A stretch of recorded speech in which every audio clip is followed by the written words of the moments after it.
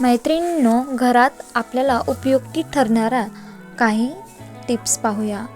भात उतू जाऊ नये म्हणून कुकरच्या भांड्यात भात शिजवताना 1 चमचा तेल किंवा तूप टाका.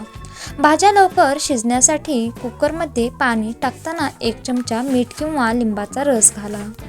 डाळ तांदूळ किड्यांपासून वाचवा. डाळ तांदूळ धुताना 1 चमचा मीठ मिसळा. किडे असल्यास लगेच दिसतील.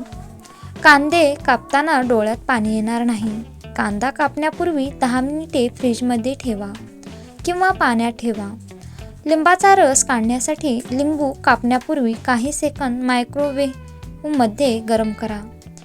मिरचीचे देठ काढण्यासाठी मिरचीचा देठ कापण्याऐवजी दाबून काढा.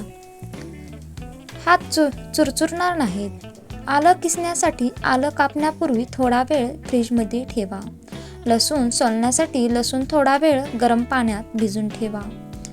स्वच्छतेसाठी आणि व्यवस्थापनासाठी टिप्स.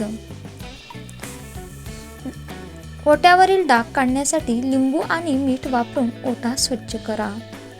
मिक्सरची भांडी स्वच्छ कांदा किंवा लिंबाचा फोड टाकून मिक्सर फिरवा.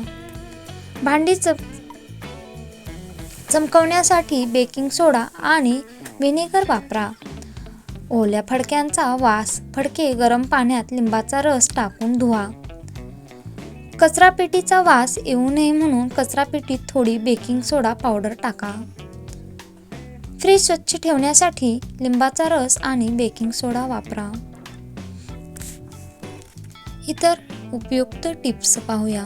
फळे आणि भाज्या ताजी ठेवणे. फळे आणि भाज्या पेपरमध्ये गुंडाळून ठेवा. अंड्याचे कवच सहज काढण्यासाठी अंडी उकळल्यानंतर लगेच थंड पाण्यात टाका. लवंग आणि वेलचीचा सुगंध टिकवण्यासाठी डब्यात सुकलेला भात ठेवा.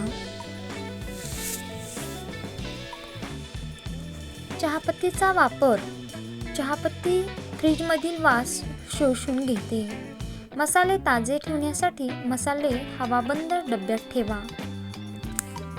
भांडी चिकटत नाहीत. नॉनस्टिक पॅन वापरताना कमी तेल वापरा.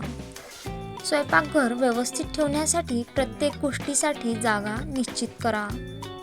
व्हिडिओ आवडला असेल तर चॅनलला लाईक, शेअर, सबस्क्राईब नक्की करा.